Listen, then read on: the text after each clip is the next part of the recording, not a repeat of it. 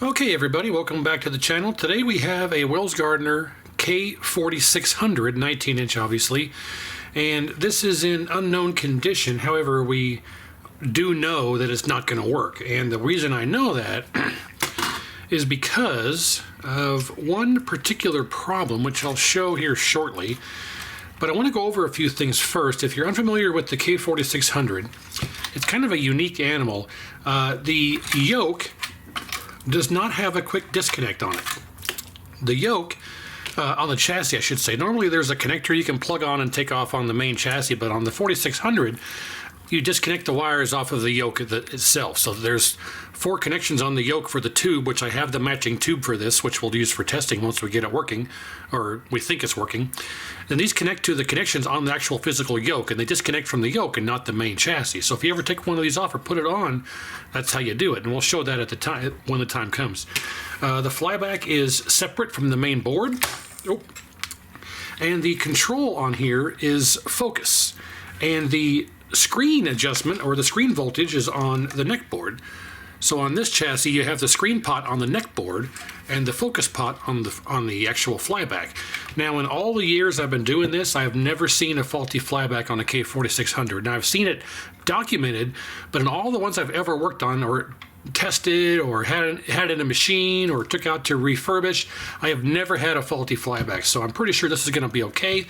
Our horizontal width coil is located here on the side, and it's very, very fragile.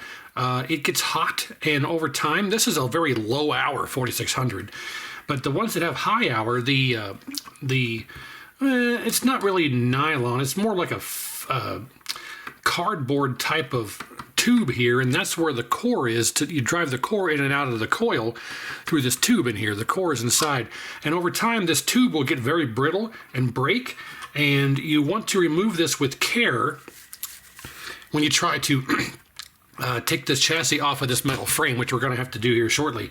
But the easiest thing to do to avoid damaging this is to actually just remove the wires from the coil, and we'll talk about that when the time comes. But the voltage regulation part of this is over here, and it's actually removable. This is our voltage regulator and the input board for it over here, and this whole section here can come right off the board through the connection right there. And then it's like anything else, there's a deflection circuit for the horizontal, a deflection circuit for the vertical, and that's what these cards are here. So how you get these cards loose is you squeeze this thing here, you squeeze it a little bit, and it comes up out of here through these little tabs. Then you squeeze the other side, and it'll come off completely, and then there you go. That's how so many of these are missing this, because people don't ever put them back on. On that main board here, we have a horizontal vertical deflection board. This is the deflection board here, horizontal vertical deflection board, and it has the 2 transistors here for our vertical deflection, and then our HOT is actually over here. This is the horizontal output transistor, but the circuitry to drive the circuit is partially on this board, the main board over here, and because here's the drive transformer here, the HOT is over there, and then it runs through this circuit card here for your horizontal deflection, and then your vertical deflection's all over here. So if you ever have hold issues or collapse problems, more than likely it's an issue with this board. And we're not going to go into too much detail on this board because I already have videos on how to adjust the secondary horizontal hold, vertical size, vertical hold, horizontal hold, and there's a secondary horizontal oscillation hold right there on this thing, which you just turn with a screwdriver like anything else. But this is your deflection board, and this is your, I don't really know how to describe this, video board, if you will. This is the board that processes the RGB, and there's different versions of this board. There is a very early revision, which has the brightness pot right here, and that's all you got. You got the RGB and a brightness pot, that's all you get. On the later revision board, you've got the brightness pot, a horizontal centering pot, and as you can see, there's a lot more circuitry on this one than there is on this one. So if you're running, either one of these boards are compatible with the main board. If you are running this one without the horizontal centering, you'd have to physically move this jumper here. You can see this red wire is going over here to this connection, which then runs these across over here to your horizontal width coil. So if you want to adjust your horizontal position, you can just take this jumper off and move it around on those 3 pins. if you have this older board like this, but we're going to run the much newer board that has our centering pot right there on the board. So there's a couple of examples of different versions of that. And the caps on this are all original. So we're going to have to go through and do our cap kit and reflow like normal. But the main problem with this, which was the reason why I know it's not going to work, is how do I do this without dropping this pin here? The neck board is in rough shape here. That is not good. This pin here is about to fall out. As a matter of fact, I'm going to remove it before I drop it or lose it here. He says if he can. Okay, let's get this out of here before I lose it. Oh, it doesn't even want to come out. Okay, well, I guess I don't have to worry about it. It doesn't even want to come out of there. Oh, because there's so much solder on the bottom side it won't come out. Well, I'd like to get it out of here. There we go. Okay. That is out. Now, I can hear yourself. I can hear yourself? I can hear you saying, I can hear yourself. How in the world would something like this happen? Well, a bad solder joint will cause high resistance, which causes high amperage, which burns this up. So what will happen is the solder joint will crack, and the somewhat high voltage will sit there and arc across the gap in the cracked solder joint and create high resistance, high amperage, and just sit there and fizzle this into what you see right here. This is a giant hole that has burned itself wide open, covered this in carbon, and we're going to have to see if we can repair this. Now, I do have a completely spare neck board here for 4600, but we're going to try to repair this. Anybody can just swap it over, but I want to try to repair this here. So I'm going to turn my fan on here for a little breeze.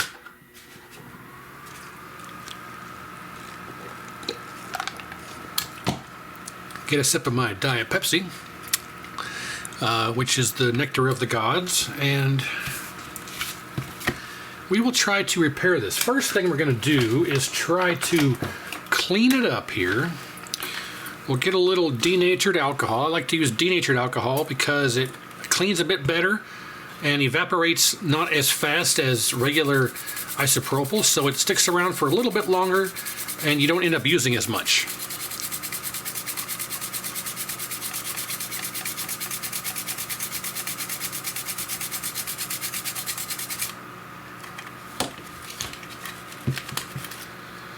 Well, that didn't really work too much or too well at all, did it? Okay, well, then we're going to have to use our fiberglass scratch pen and see if we can clean up some of this carbon. Ah, that's doing the trick.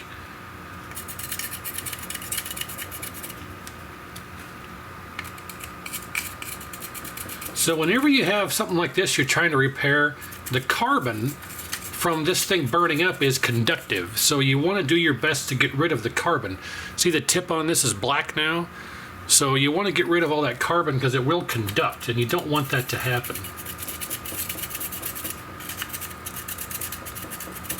Plus, this also has an added benefit of exposing the traces that are broken and gone here. So that's looking pretty good.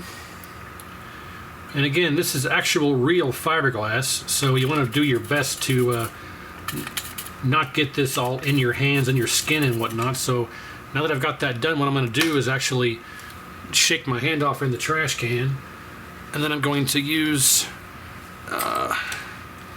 my brush here and brush this off into the trash can.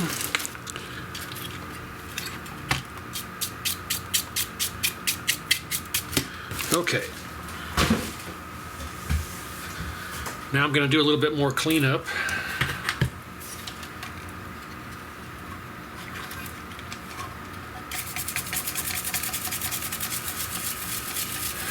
And then we'll take a look at the top side.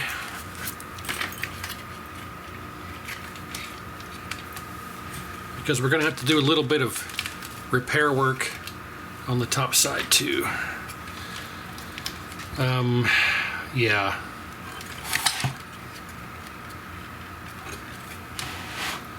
So is this repairable? It is repairable. And while I say that, let me tell you a parable about the guy who can't keep track of the tools that he just used. He's a frustrated man because he isn't smart enough to realize that he put it back when he was done with it. Okay. So obviously, well, that's gone. And these are bent here. Well, that broke off. So the question is, what do we do to fix this? Well, we can create a new PCB trace. And it's got so hot that it burned the edge of that pot. Wow, okay. We can create a new PCB piece out of a chunk of another PCB. Just trying to think of how I want to tackle this here. I can grab another spare parts board of any kind and just kind of cut this piece of PCB out of that board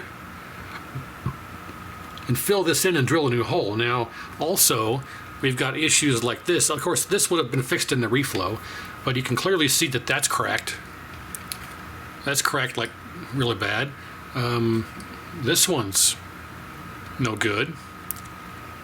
This one's no good. This one's no good. That's about all for those. This one's no good. So, yeah, I mean, I would have fixed all that in the reflow, because I always reflow the neck socket for this very reason. But that could have also contributed to our problem. I'm not sure, but what I was saying was we can actually get a PCB and cut a chunk out of it like this and fill this in with some super glue and glue it in, drill a hole, put our pin in, and be back to normal. But that might be the easiest way to do this, which I think that's what I'm going to do. Let me see what I can find here.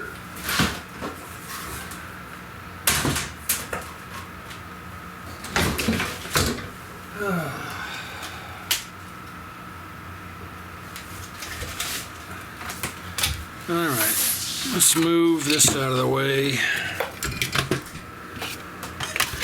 and see if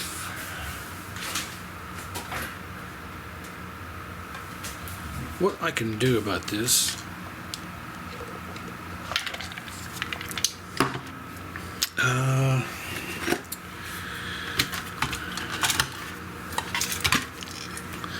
For instance, let's just see if we can mold something here.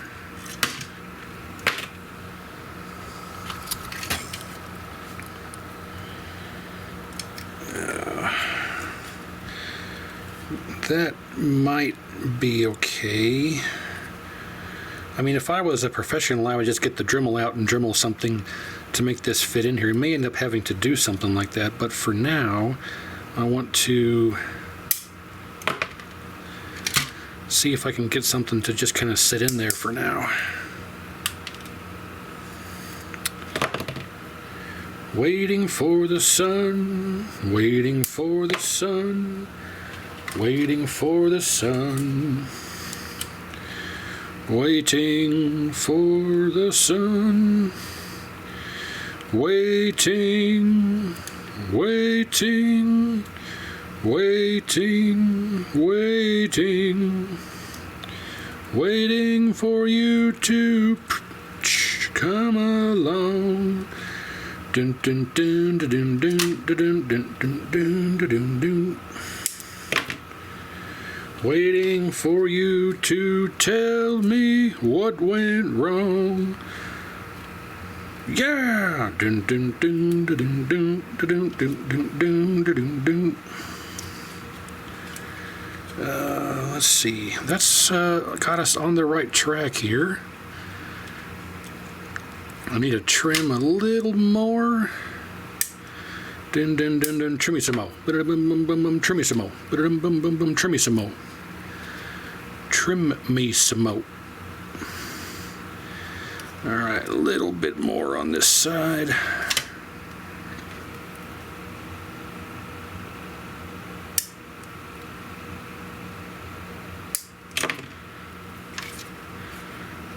Now again, this is a very rudimentary repair because this is the amateur channel.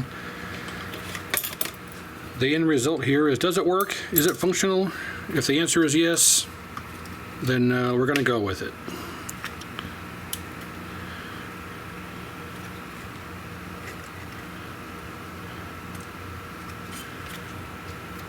I guess it doesn't matter. The green doesn't need to be on the bottom, but I'd like it to be somewhat correct. It's almost stuck in there. That's what I'm after, is for this to be stuck in there. So we'll go like that, that.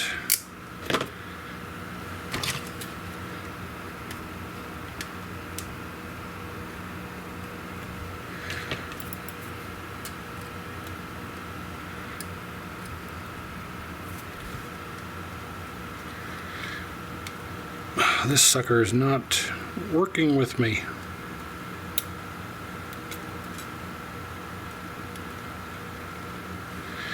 Yeah, I may have to just settle for it to be like that.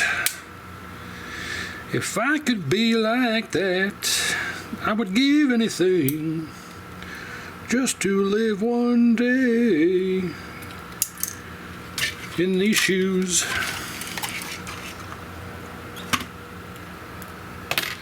What can I do? One of the good songs on one of the soundtracks of one of the greatest movies of all time, American Pie 2.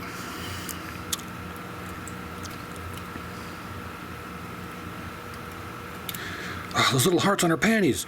Those little hearts on her panties. Come on, look, you pussy, look.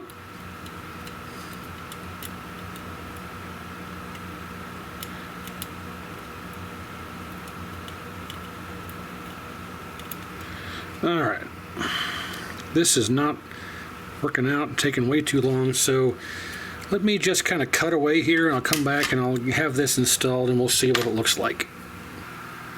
Alright, so I have successfully got my little chunk of PCB installed here, and we're waiting for the glue to dry. And while we're waiting for the glue to dry, I mean, it's fairly flush in there. I mean, you can see it's not too bad. So we'll drill a hole through there and put our pin back through, and that should get us fixed up here. We'll have to fix the traces and whatnot. So this trace here just goes over to there. We'll have to just jump that with a piece of component leg or something. But then this pin goes to here, to this big trace right here.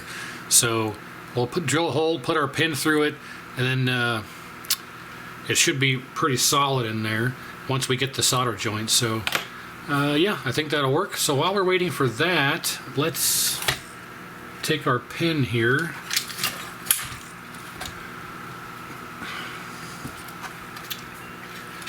and see if we can fix this up. So first thing we have to do is get rid of all this burned up solder if I can.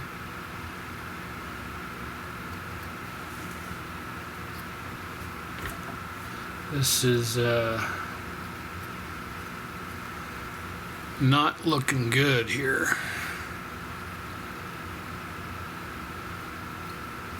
The problem is we may not even be able to use this pin because it's all charred up.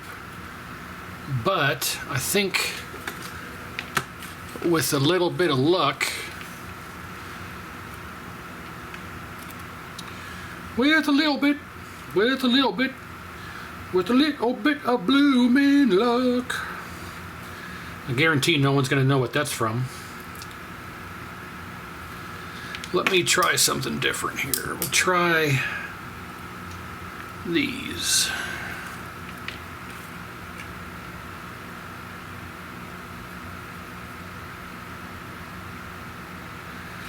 They're always throwing goodness at you. But with a little bit of luck, you'll run amok. Let's try some fresh solder.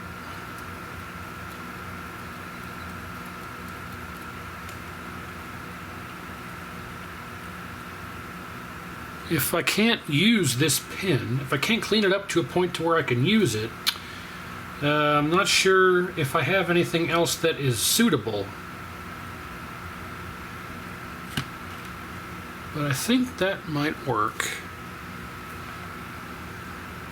Now, let's give that a moment to cool down a little bit anyway. And then let's see if we can just clean this up.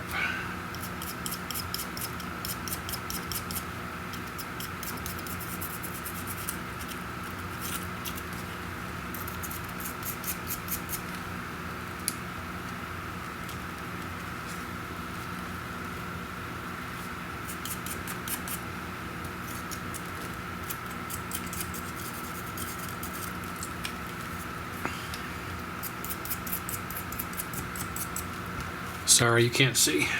There you go.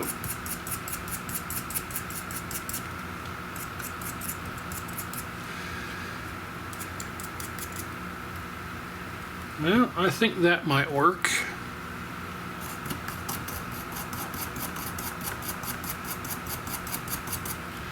Yeah, I think that'll work.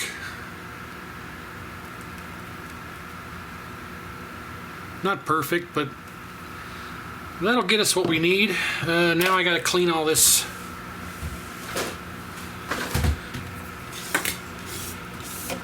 fiberglass stuff off the pad here. Okay.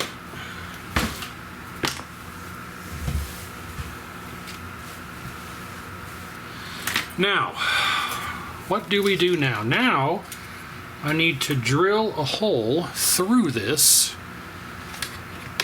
and then get this installed and solder it through with a trace repair. I don't know. Let me get my drill and some drill bits and see if we can work some magic here. Alright, so first we need to determine the size of bit that we need. And it looks like the exact size is 5/64, and wouldn't you know it, that one's broken. And might be able to use 1/16 here. And we're going to go as far down into here as we can.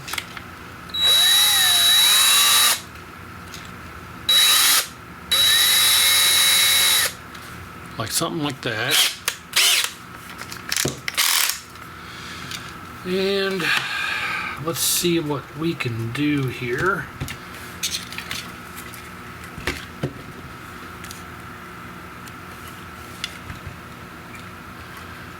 We want it to be, let's see, roughly here.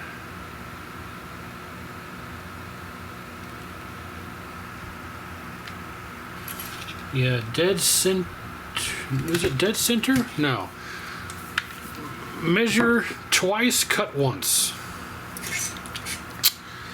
Where is that connector? By the way, the connector is all melted too. But that shouldn't be too much of a problem, but it looks like it's here. And okay, so it's slightly offset and not in the center. Actually, no.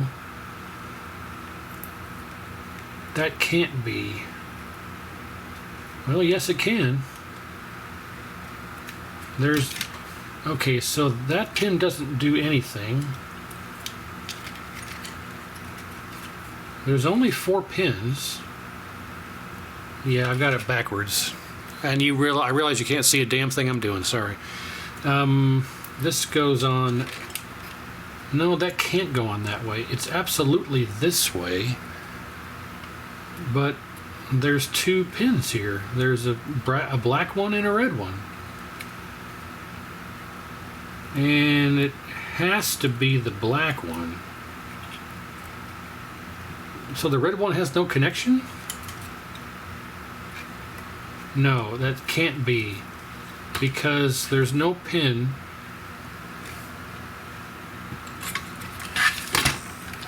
There's no pin, or there's no connection for 2. 2 has no connection. There's nothing for 2. Then you have 3, 4, 5. So, oh my lord, hang on. There's 2 pins missing.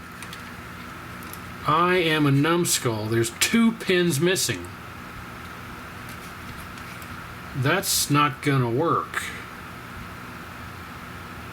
There's only 4 wires and I have 4 pins, but there's 5 pins. This pin here has no connection. That's what this is right here. There's no trace or anything for number 2. It's 1, 2, 3, 4, 5. So 2 has no connection. That's why there's no wire. So it's 1, 2, 3, 4, 5. Well, I've only got 4 pins. So I am missing a pin. And I am going to have to figure out what to do about that.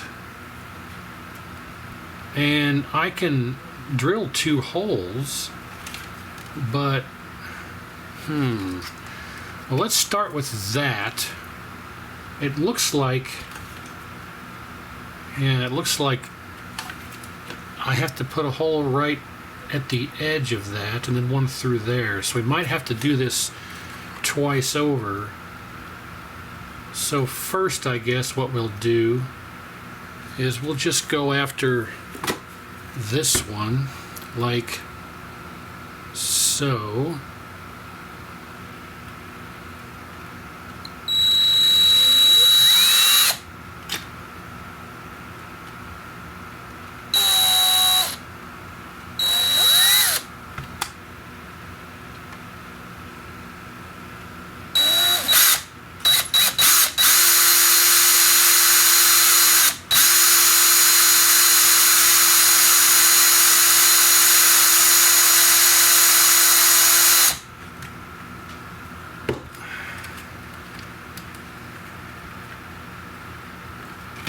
Does that work? Not quite. I think we're going to have to oblong this out a bit.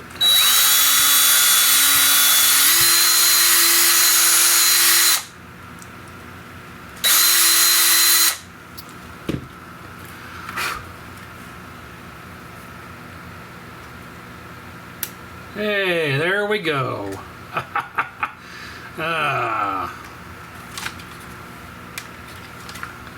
So can we put it through this way now?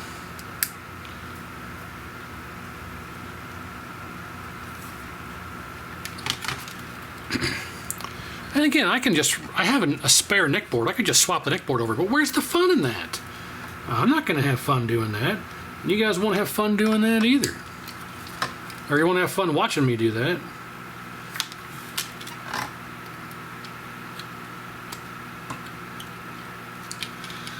Well, boys and girls, we did it. There's one. But now I just got to see if I could find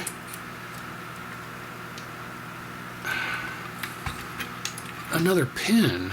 And what we do for this one is I can probably put some solder on here just to keep it from falling out.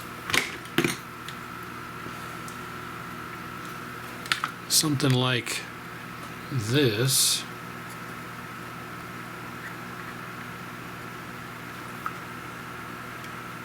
Alright, that should keep that in there. Let me see if I can grab a component leg or something.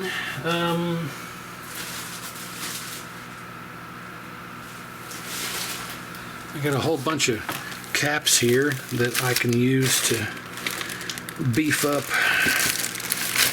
Here we go. We'll grab a couple of legs off of one of these 50-volt 1000s here.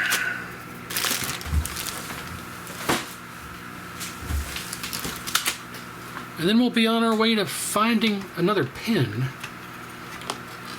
So what we'll do here is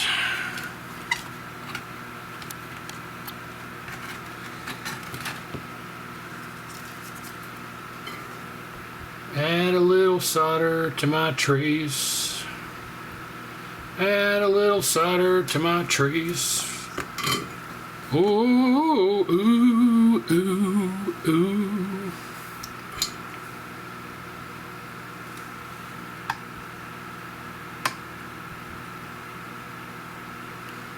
All right.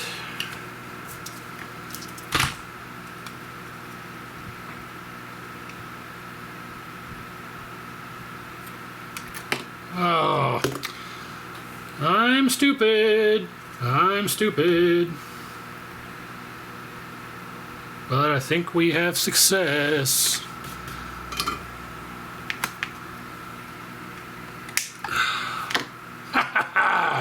One down, one to go. So,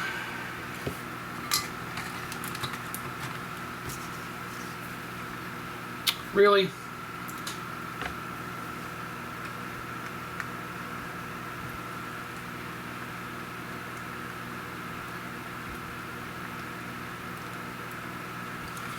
All right, now let's tin these up. And this. Now we gotta do uno mas. And I guess what we'll do is try to, anyway. Yeah, I'd have to make a hole here for that one.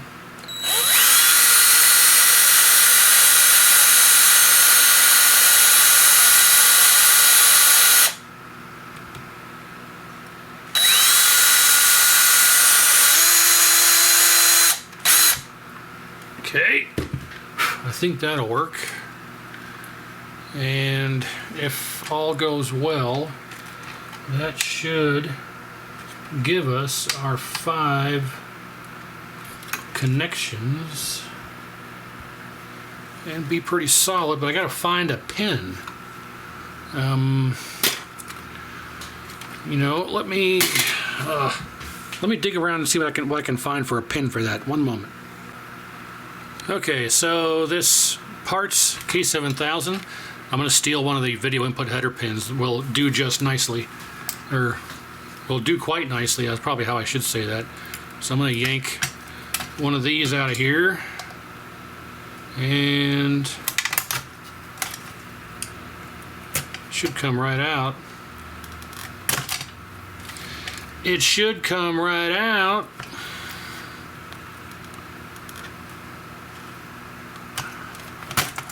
Yoink. All right.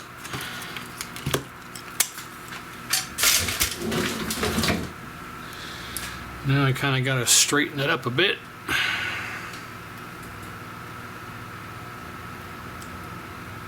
That'll work.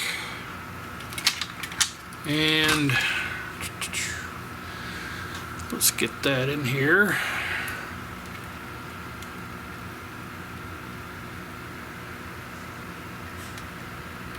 And it's going to have to be the right height.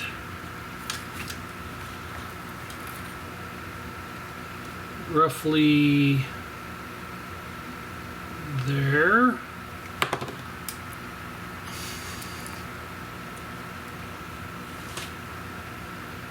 Let's say there. We'll hold it in place.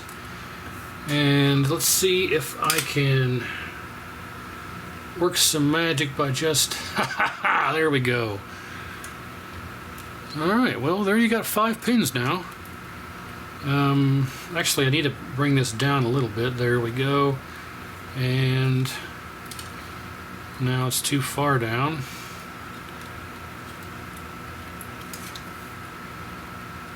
So just how far down do you want to go? We could talk it out over a cup of joe, and you could look deep into my eyes like I was a supermodel. So give your ID card to the border guard. Now it says your alias is Captain Jean-Luc Picard of the United Federation of Planets. 'cause he won't speak English anyway. Everybody knows that the world is full of stupid people. So meet me at the mission at midnight, we'll divvy up there. Everybody knows that the world is full of stupid people. I got the pistols, so I'll keep the pesos. Yeah, and that seems fair.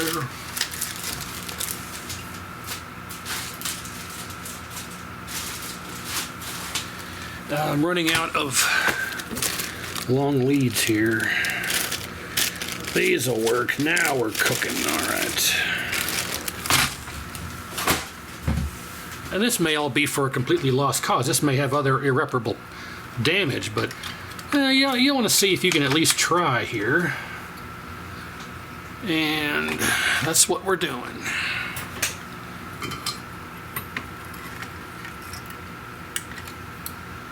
There is no Dana, only Zool.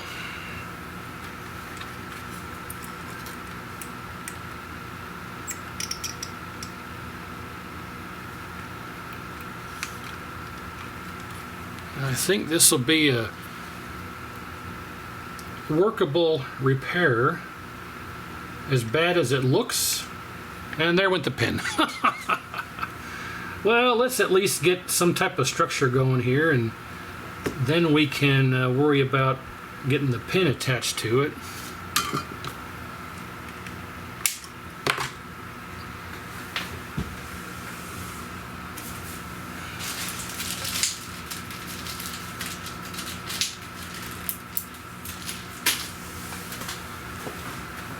Okay. Where did my pen go? Where'd my pen go? My lovely, where'd my pen go? Where'd my pen go? My lovely. Where'd my pen go? Where'd my pen go? Whoa. Where'd my pen go? Whoa.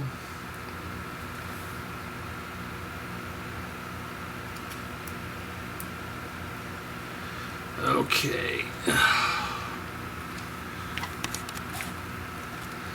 I'm probably going to have to hold this with my finger, which will not be pleasant, but it's the only option that I have.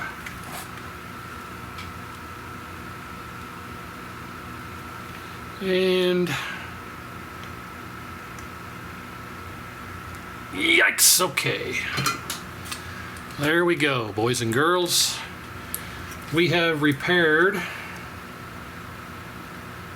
this connector. Will it stay? Will it work? I do not know. But it's intact. Everything is soldered in and secure. It's not exactly straight, but it should work. The true test here is if we plug this in, does it go on with ease? Yeah, relatively easy. And everything is still intact. Does it go off with ease? Yeah, pins are still there. I think we got a winner. And yeah, I'm not really sure what to do about this though.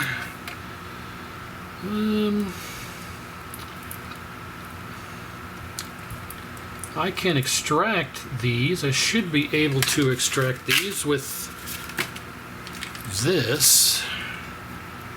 If I knew what side the lock was on, I think it's on this side.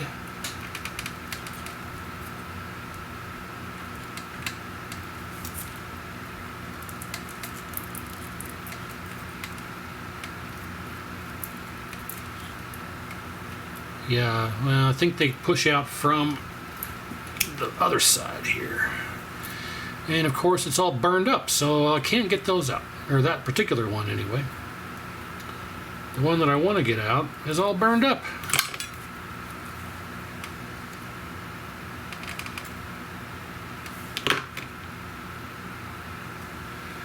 I want to create a pathway to this no,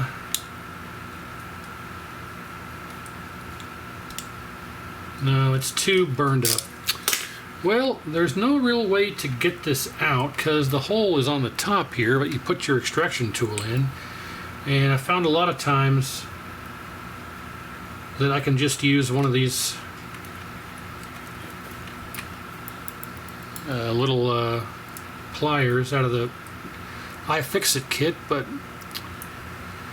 well, I think we're gonna have to just live with it the way that it is, and I'm sure it'll be likely fine.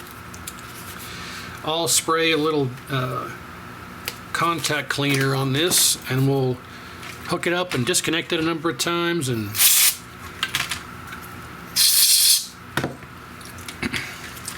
I think it'll be all right.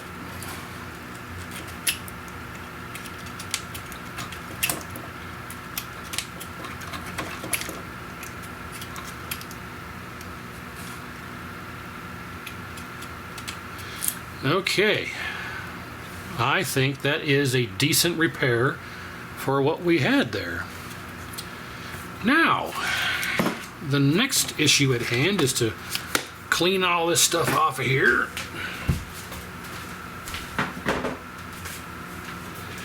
And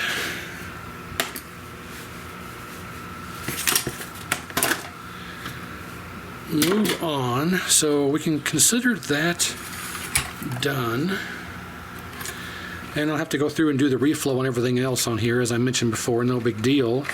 Let's make sure that everything else is secure. So we have this plugs into this plugs into here, and then this plugs on the board, and this plugs on the board, and I think that's everything that we need to concern ourselves with on the neck board. That is, let's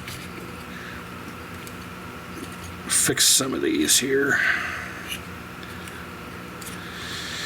Okay, and while we're on the subject here, let's clean the screen pot,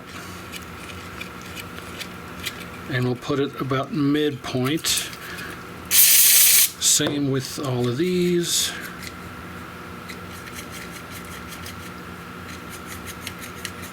It's always a good idea to do this if you got some contact cleaner,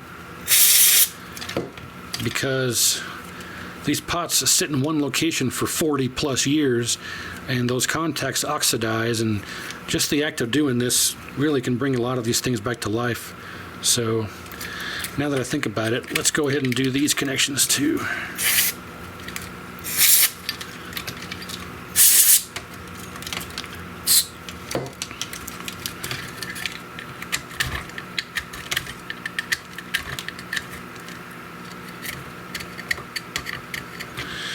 Okay, I think that's about all I really need to do for the neck board regarding all that.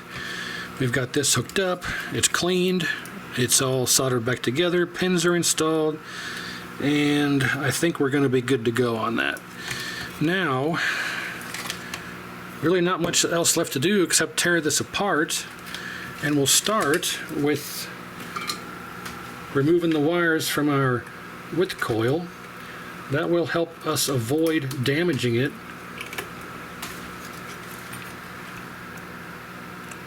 Because it's super fragile, like I say, and that's much easier than removing it. And okay, now we have to remove this from the frame. And the way you do that is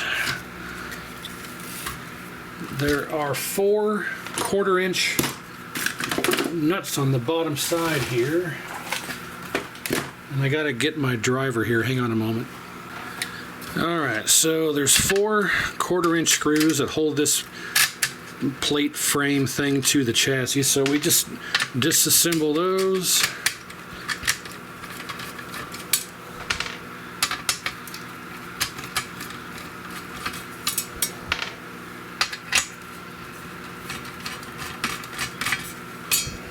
Okay, this should just come right off. And then we have these plastic pieces that got to come off. Now, of course, they don't just slide off, because there's another thing on the side here we have to remove in order to slide this black piece off here. This one should just slide off, though. Yeah, that one just slides off. This one, though, you have to remove this little nut right there. So it's not a 1/4 inch. It's much, much smaller. I think we can just use the old pliers here to loosen it. Then just use our fingers here to take it the rest of the way out.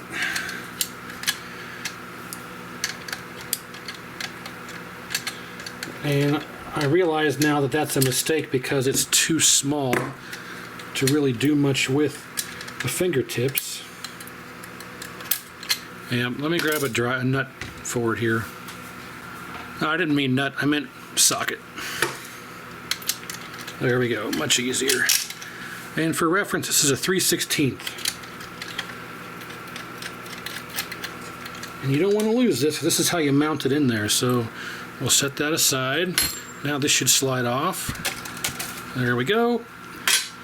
And now we can work unfettered here. So what we do is for the voltage regulation, we can undo this thing. And you lift this little fastener and lift this little fastener. And this whole thing just comes right off. You gotta be careful like anything else, but what is your major malfunction?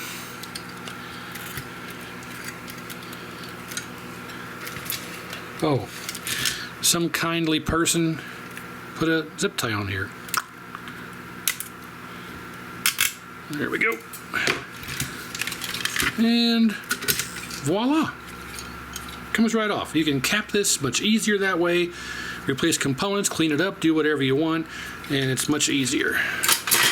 Now all you have here is a free main PCB, and of course you gotta fling this flyback around everywhere with you when you move it around. But okay, let's do some examination and kind of get cracking on this. Somebody has installed a fuse in a rather haphazardly way. Is it actually 3 amps? Nope, it is a 4 amp, so that's got to come out.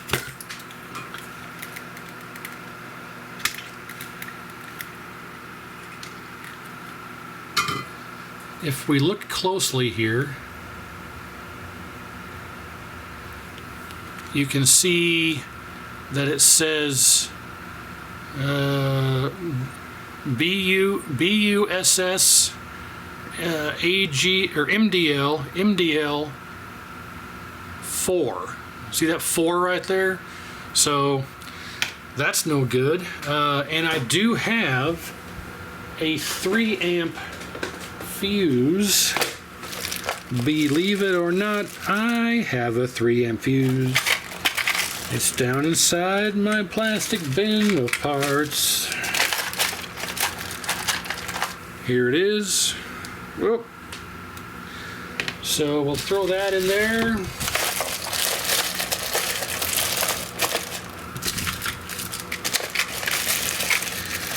Believe it or not, George isn't at home. Please leave a message at the beep. I must be out, or I'd pick up the phone. Where could I be? Believe it or not, I'm not home. Let's get this out of here.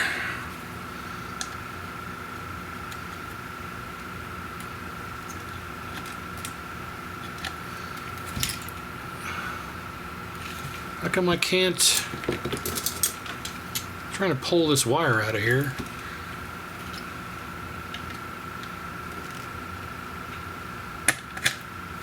And the whole thing comes out? No, I got it out. Okay, wire came out.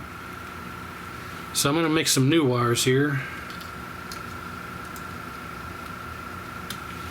you'll see my method of replacing these fuses that don't have a fuse holder.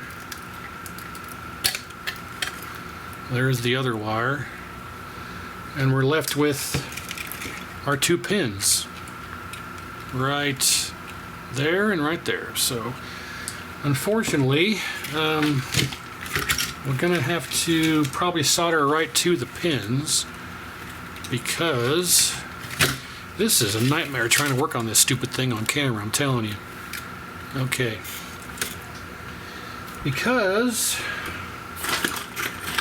I'm not sure if I'll be able to get a wire down through here or not. Oh yeah, okay. Let's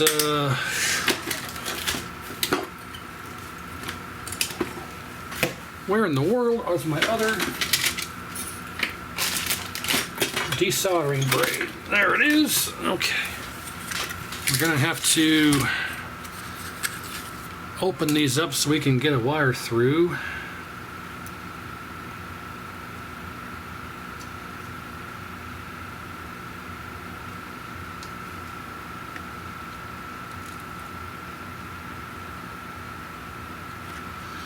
Nope. Probably have to just heat it up and push it through. What we're going to do. Push it. Push it real good. Push it. Yep. Well, I'll just push the wire through. Not a big deal. All right. Well, in that case, let's fix up. Let's get this fuse installed here. Now, the easiest way to do this is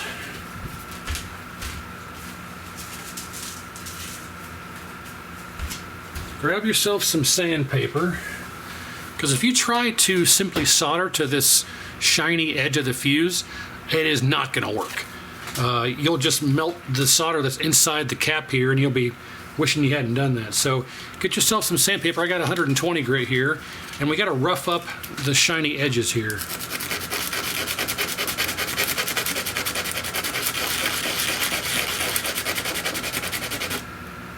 Glorious. Okay, now the other side.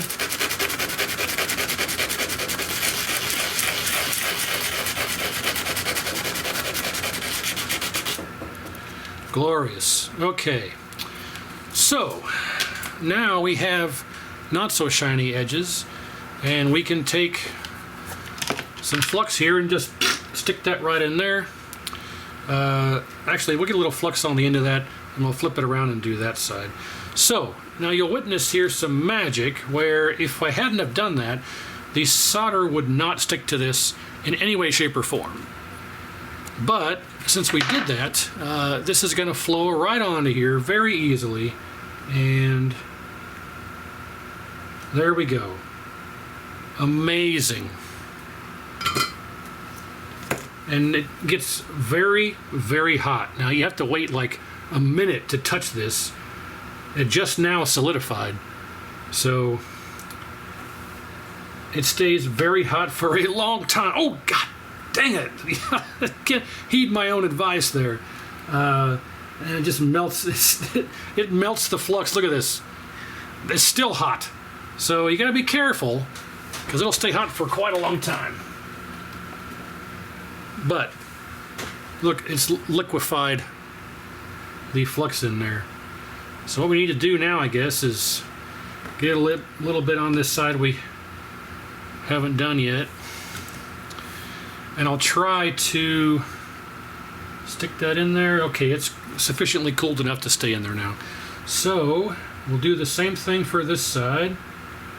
Jackpot. And that is scorching. It's still liquid. It's still liquid. I don't even know. You can't even tell.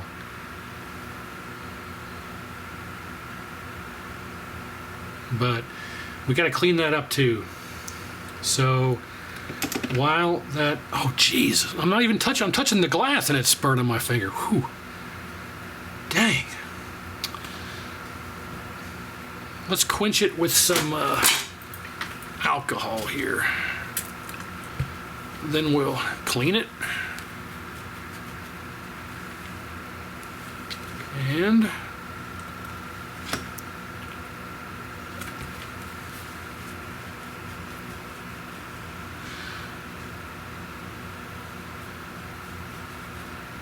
I think that'll do it.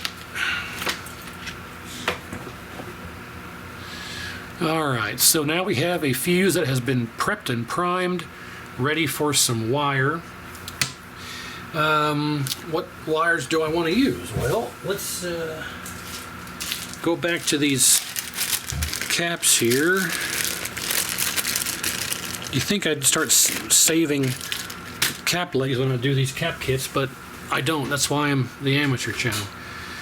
So what we're going to do is we need them to be at least, I'd say, well, let's just go ahead and solder this to this. And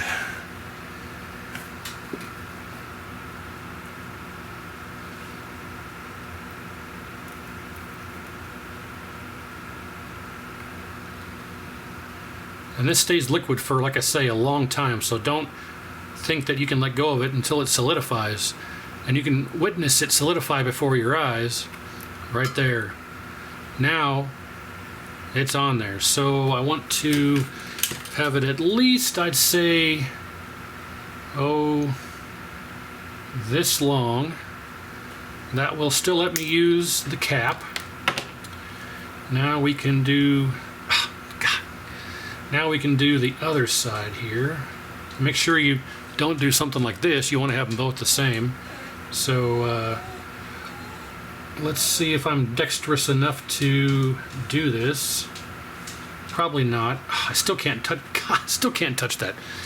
Man, I can't touch that. Do do do do do do do do. I can't touch that. Cosby Show and Roseanne. Think I've taken about as much as I can. Judge Wapner. Oh my, you gotta be Rain Man to like this guy. 30-something. Is alright if you like hearing yuppies whining all night. Can't stand. Twin Peaks. Wish they'd lynch those I can't even say it. I wish they'd lynch those donut-eating freaks. The Siskel and Ebert bums ought to go home and just sit on their thumbs. That's word because you know I can't watch this. Change the channel now, man. I can't watch this. Pass the TV guide here, sucker.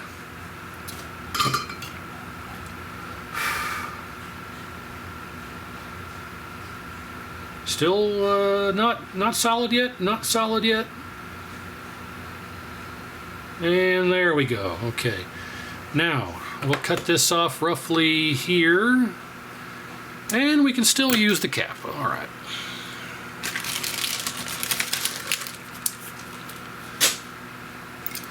That's word because you know I can't watch this. Pay the bills, station break, break it down. HBO and Playboy, Showtime and MTV.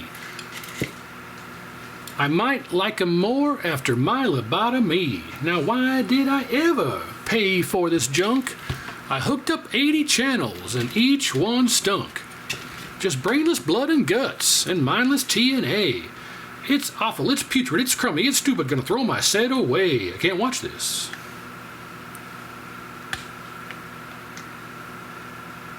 I'm just pushing on the fuse here to push it through. There we go. One more on this side. And we are in. A properly installed fuse. It's a thing of beauty. There we go. It's a huge, the fuse wasn't blown, so I don't think anything is wrong with this. So it's a pain in the butt to go through all this more than once. But we have a proper 3 amp slow blow installed here, and should be good to go. Now, yeah, okay. And we'll go ahead and add some more solder to these since we took a whole lot of it out. And butamus. Okay. Now we are ready to really just kind of rebuild this. So we're taking forever on this, but the cap kit goes as red. We'll take the cap kit as red, but the most important thing I could even pass along to you guys is if you're working on a K4600, it is a must, absolutely imperative, that you reflow all of the header pins on your interface card connections. Easy for me to say. All these joints, all these joints, all these joints, all these joints, all of these pins, all of these pins, all of these pins, all of your yoke connection. So everything here, everything here, everything here, everything here, everything here, and everything here. Because the most notorious issue that these boards have is cracked joints on those pins. These all actually look pretty well, pretty good anyway. So that's the most important wisdom that I can impart to you when working on these boards, on the 4600 that is. So I am going to go ahead and do a quick reflow on all these header pins. Then I'm going to go ahead and do a full reflow on the entire chassis and do a cap kit. And when I come back, we will reassemble it. And and of course you don't want to forget to reflow all the joints on your board here for your voltage regulation. So let me go ahead and do a quick reflow on all of these, and I'll just do it here in real time because not any good at editing. So if you want to fast forward a little bit, go ahead. I'm sure most of you guys probably do that anyway. Fast forward right to the end. If you stick around and watch the entire video, I appreciate it, but what's the most important thing is that you see what the solution is if there's an actual physical problem, and or you know, whatever pertinent information is needed to be put out there regarding whatever chassis I'm working on, and you get the gist or grasp the concept of it. That's really what is the most important thing. So all right, so we got those. Let's grab our yoke header pins.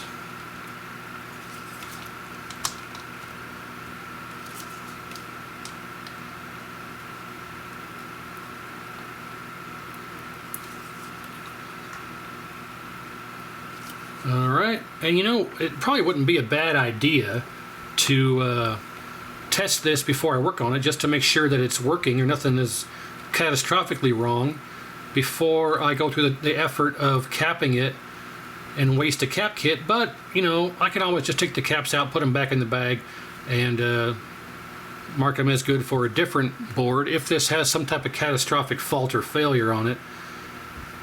But I'm sure the fuse wasn't blown, so it can't be that catastrophic. I think it probably works just fine, but we had a bad solder joint on that neckboard interconnect, which completely fried it. So we have solved that, and it should end up being fine, hopefully. A few more pins here. And it looks like somebody has already rebuilt those video interface cards because they look like they have new caps on them. They look like they've been reflowed, but rest assured, I'll go through and inspect them all and that stuff. So I actually got this chassis in a trade. One of my buddies from Kansas City came down and said, hey, I got this burned up K4600, would you be interested in repairing it for me? I said, well, yes, but I'll also have a whole treasure trove of complete monitors that are already in repaired condition. I could just trade you out. He's like, oh, okay, we'll do that. So I just traded him a working 4900, and he gave me this. So once I get this fixed, I'll just keep this for myself as part of the trade. But little backstory. So anyway, we got these done, we got these done, we got this done, and this interconnect here. So I think that's it. Should be it.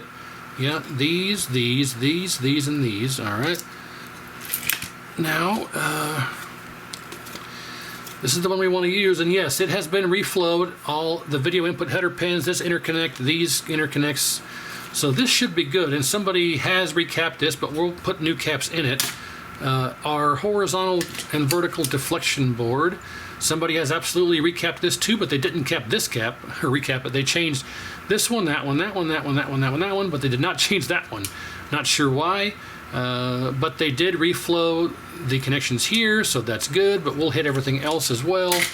Now let's go ahead and grab this one. No one has reflowed this, but the joints still look okay.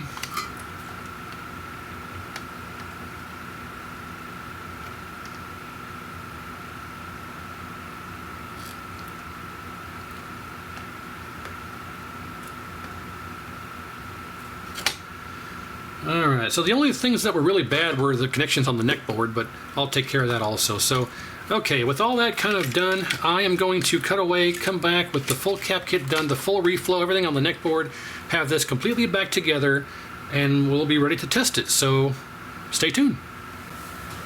And there we go, complete cap kit, complete reflow, got everything reflowed on the neck and everything that I pointed out before that was bad. All the rework on the connector here, it should be good. Everything back together, everything was put back together in the reverse order of how you saw me take it apart. And all that's left now is to get this back on the frame and hook up our yoke connection. And, you know, of course I did get the horizontal width coil soldered back on and everything reconnected, and yeah, it should be good. So let me grab the picture tube and we'll start hooking this back up and go from there.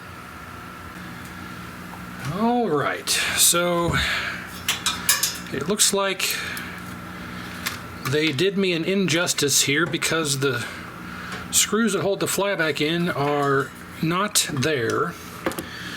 But the way this works is this should sit roughly off to the side in these two slots in here. There's a couple of slots in the frame that slots into, just like so. And then there's a couple of screws that go in the frame over here. I'm not sure if we could get them on camera, but I'll try here, slide this over. So there is a screw that goes right here, and there's one in the same spot back here, and then here's this slot that these things slot into. Right here is one of them, and there's another one up here on that side. So that's how it goes in, but we're gonna have to figure out how to secure it because I don't have any of the hardware, but that's kind of secondary. So the degauss connection goes right here. There is, man, this is tough here. So there is a connector right here, right there, and that's where the degauss connection goes. So we will plug that in right there. We can plug in our neck board like so. Okay, everything is connected and secure. We got our repaired connection and all that's good to go. So all that's left now is to connect and hook up our DAG ground that was conveniently cut, and then our anode wire, which we'll do last, and then our yoke. So the whole purpose of it being like this, I can show you here. So you can see here that we have a marked as B for blue, G for green, yellow for, or Y for yellow, and R for red. So when you hook these up, you got to make sure you actually get the spade in the terminal, because you can take this and just put it like this, and it's not connected. Well, it is connected now, but you can hook it up to where the spade terminal is between the rubber cover and the terminal and not actually in the terminal. So you want to make sure that you get these installed with the spade actually in the terminal. That one's in there. And of course, red and blue are horizontal and green and yellow are vertical. And if you ever wanted to have, if the image is upside down, you would flip the green and yellow wires. If the image is backwards, you'd flip the blue and the red. So that's all you have to do if the image is upside down or backwards. Upside down is yellow and green, backwards is red and blue. So all of that's connected. All right, I'm going to connect the anode cup here, and how we do this is we want to discharge this because the tube can pick up a charge from out of the air. So I have this ground wire connected to the frame, and if we tap this, not anything there, so it's safe to get near it. So we can connect our anode cup to the tube, and you just hook one side in and then push it in and hook the other side in. So there you go. So I don't know if you can tell, but both sides are hooked in, and boom, there you go. Make sure it's sitting on there secure. All right, so now we got to figure out how to mount the flyback, which I could do later, quite honestly. right now we just need to, well, my strippers are in the garage in the toolbox, so let's go ahead and just kind of do it the old-fashioned way, like so. There we go. Now we'll take that same ground wire, clip it to the frame, and then take these together and hook our other end of our alligator clip onto there, so our ground is connected. So we have our anode is hooked up, anode, neckboard, yoke, ground. We don't need power or video, and there's no remote. So we have anode, neck, yoke, ground. The three left are power, video, remote, which we'll get here shortly. This can kind of just sit here like this for now. We do want to be mindful of not, make sure it doesn't ground anything or can't ground anything. And again, our focus is this adjustment here is focus.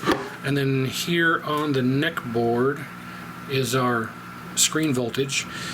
So we are all hooked up, and we'll go ahead and see if this works. Okay, flip this around. And all right, let's get you off the overhead and hook up a video signal and see if this puppy works. All right, so this has an oddball connector that I don't have a feed for on my tri connection here, so I'm just using some jumpers here. Piggybacked into the connector, so that should be good for power. I've got a Mortal Kombat PCB, an MK1 board that I use for all these tests and videos and stuff hooked up, ready to go. And of course there's no remote board, all adjustments are on the cards. So let's just turn it on and see if it even works, because I never tested that before, and if it does, let's see what it looks like and what we get. So we'll keep an eye on this, make sure it doesn't spark or burn up or start smoking. So let's see, here we go. 1, 2, 3. Oh, that doesn't sound good. That came from the flyback, and ironically, I made a comment about how I've never seen one of these go bad, but that might be the case. Let's try this again. 1, 2, 3. Oh, well, it didn't make a noise there till let's try it again. 1, 2, 3.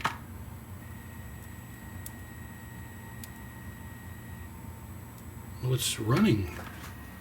I can hear it.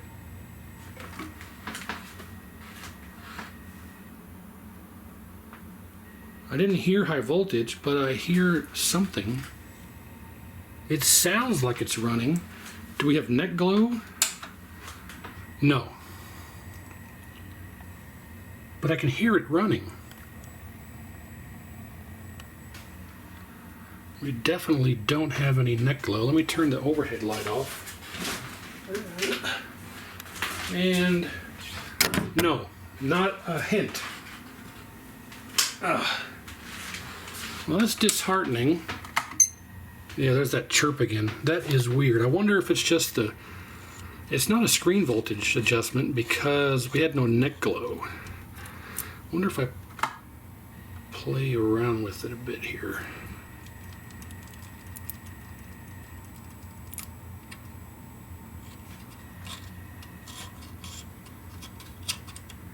Well, it's operating and running, but there's no high voltage.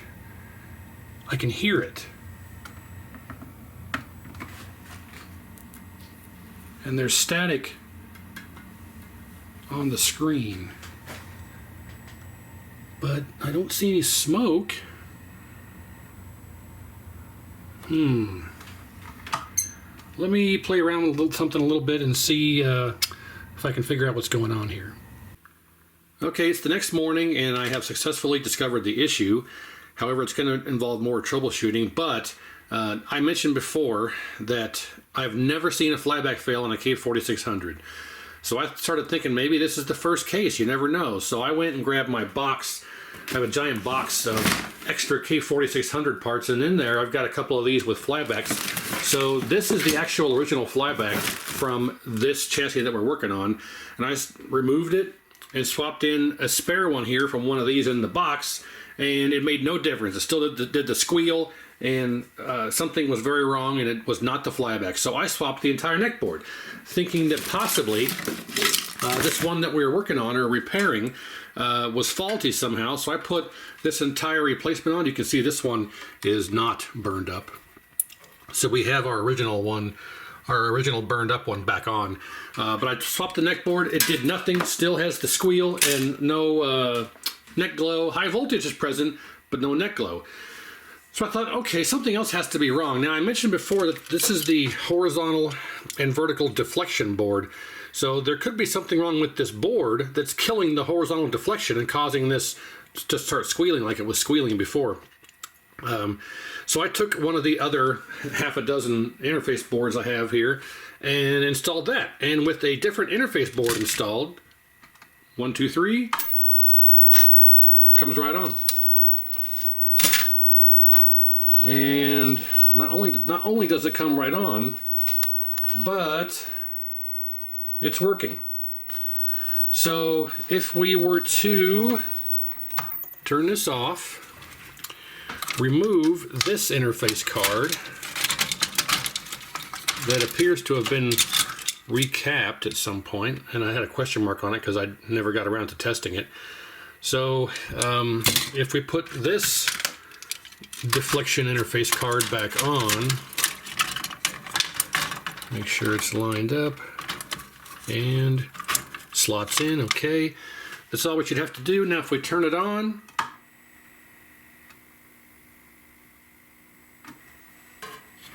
the tube is still charged, but we don't get anything.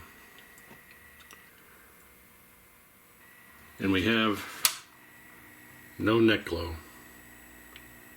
And it's running. You can hear it. Well, maybe you can't. I can hear it. It's got high voltage. There's no question about that. But there's something wrong with that deflection board that is killing the horizontal circuit. And yeah, there's nothing. Screen pot all the way up, we get nothing.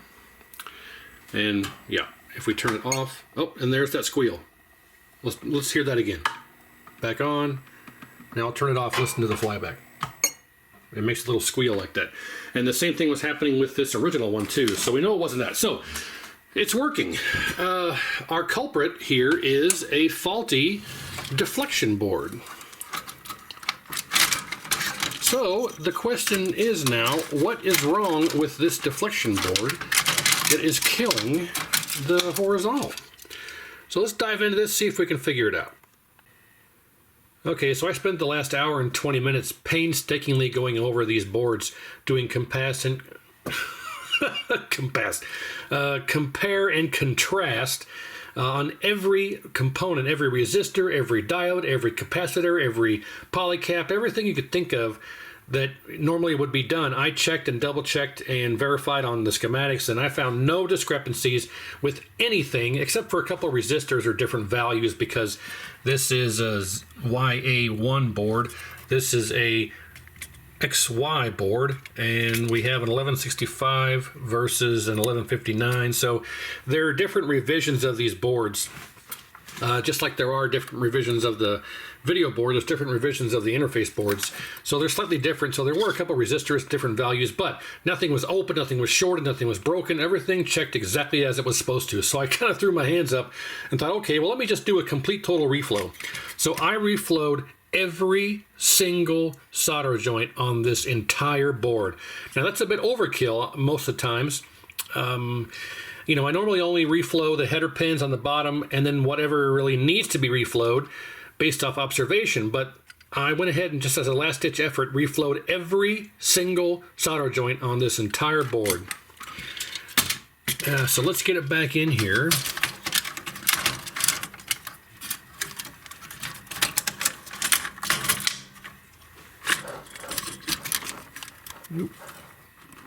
There we go. So now, with this board back in, after reflowing the entire thing, okay, we're all back on. Let's turn it on. I already had it on, so you didn't hear any high voltage, but after completely reflowing that entire interface board, ta-da, now it works. So I realize it's a little anticlimactic, but it all came down to a bad solder joint. So now our screen voltage is too high. We'll turn that back down right here, and there we go. And man, this thing needs to read you something awful. Okay, well, it's working now. Bad solder joint on the interface card and a destroyed connection on the neck board. So we got that fixed and it's successful. We have fixed the issue of the interface card killing the horizontal section, and it's up and running. So now it's time to do some fine tuning. We'll get you on the tripod, and we can go through and adjust colors and screen size, position, all that stuff. And then at the very end of here, I want to go ahead and show you how to do the light bulb test on a K4600. It's unbelievably easy. So we can also test the B+. As a matter of fact, so over here, whoa, we've got a shorted green gun. Typical for the 4600. Whoa, so you saw all green. See what's happening here? It's flashing green, had the all green screen. We had raster lines. When it was all green like that, we had raster lines. And if you have raster lines of all one color, red, green, blue, and raster lines, then the green of the gun is shorted in the tube. If you have all of red, green, or blue with no raster lines, it's a shorted transistor. But that is a gun problem. And I say par for the course on the 4600 because a lot of these will come in the Pac-Man, Miss Pac-Man Galaga, where they're mounted vertically and kind of angled backwards slightly. And what happens is all the contaminants and everything from the neck inside the vacuum there will fall down towards the neck board, and it stays in there and shorts out those guns.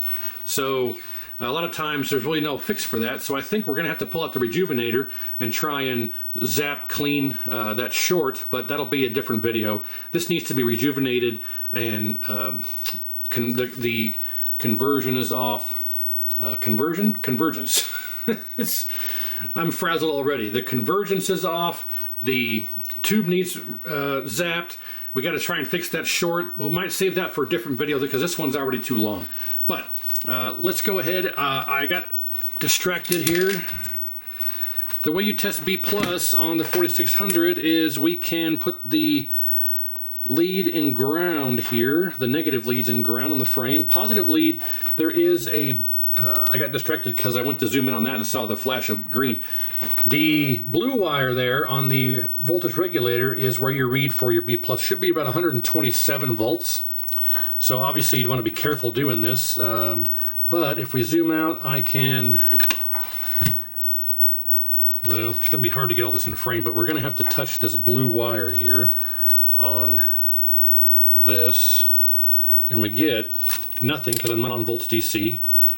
We're going to touch that blue wire and we get 129.7. So close enough, and of course you would adjust that pot. There's a pot right there, but it's factory glued in place. And with it being 129 versus 127, I'm not going to worry about that. But that's how you test B+ on the 4600. I might do a dedicated video on that or detail that on when we come back for part 2 on getting this all fixed up.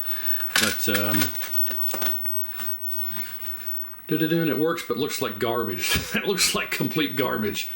Yeah, let's see if we can make some real quick adjustments. I'm not going to worry about convergence and things like that because that'll be a different video because this is already way too long. Let me get the camera on the tripod. We'll try and make some quick adjustments and see how well we can make this look under these circumstances. Let's see what we can do here. We'll adjust our focus. Oh, that looks really good. Wow, okay. Alright, now this particular video board has that horizontal centering pot like I mentioned. So we can adjust that. This one here.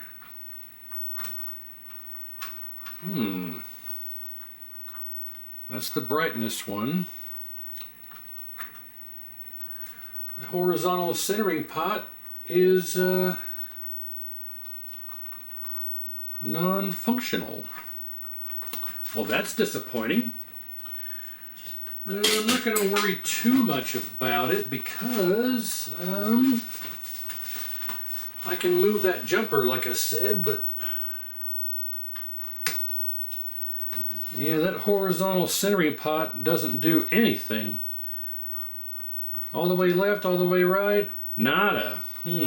Well, I'm going to move that jumper to the center position. I'm going to turn this off, and this red jumper I mentioned before, I'm going to move it to the center pin. Let's see if that moves it over a bit. Oh, dang it. Come on. Don't do this to me. I think that's actually even more over than it was. Yeah, that's even more. So I got to go the opposite direction. That actually might be all the way over as far as it can go. I wonder why that centering pin doesn't work, or the centering pot doesn't do anything. Do we have more bad solder joints on the other card? Yeah, it's even further over.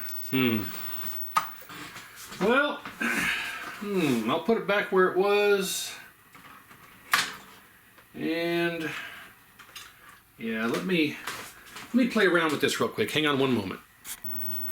All right, so I'm not sure why that centering pot's not working. I'll have to research that, maybe include some repairs on that in the next video, or in the follow-up or part 2 of this video. But as you can see, I was able to successfully shift it over to the left a bit. Let's go ahead and just, actually, you know what? Let's go into the menu if I can here, and we'll simply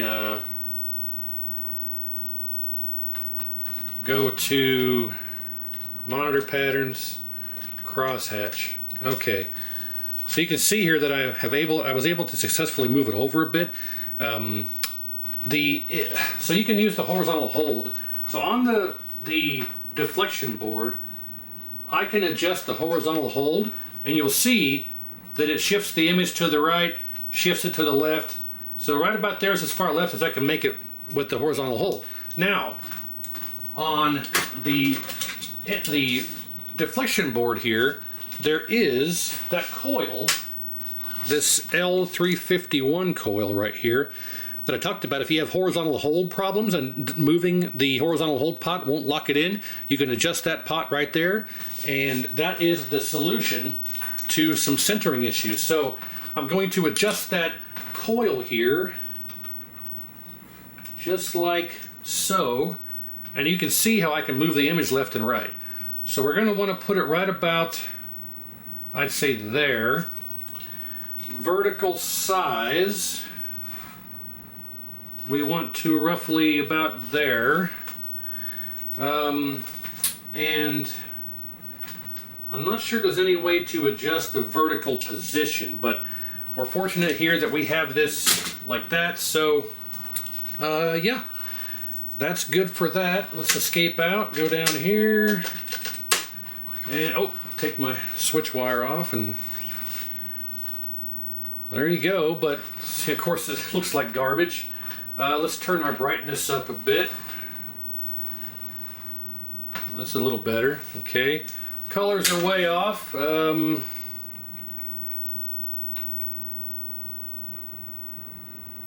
That's slightly better. That's good for now. Okay, now we can turn our brightness down slightly.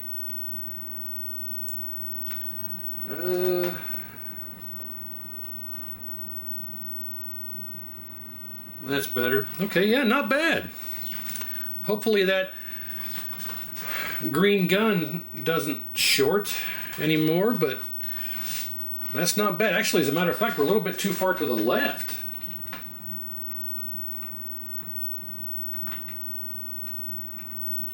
Yeah, we'll leave it there. Now the last thing to check is the horizontal width. So again, you simply get your adjustment tool and put it in the horizontal width coil on the side of the chassis, which I've shown already, and we will increase our width here.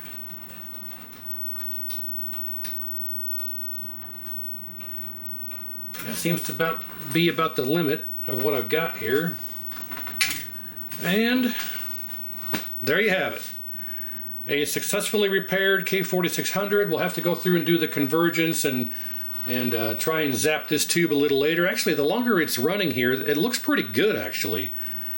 Yeah, I'm not sure if we even really need to do any rejuvenation, but I'm worried about that green gun shorting on us.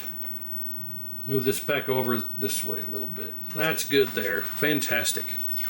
I'm worried a little bit about that green gun shorting on us, but if it happens in the future, then we'll go ahead and make a follow-up to this and try and get that resolved.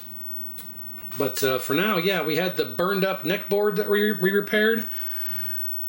The burned up neckboard that we repaired, easy for me to say, and some bad solder joints on the deflection board.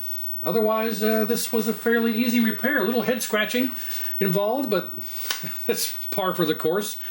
And yeah, so if I decide to do a convergence follow-up video and a rejuvenation follow-up video, then I'll label that as part 2 and link this one in the description of that video and so on and so forth. But yeah, so there we have it.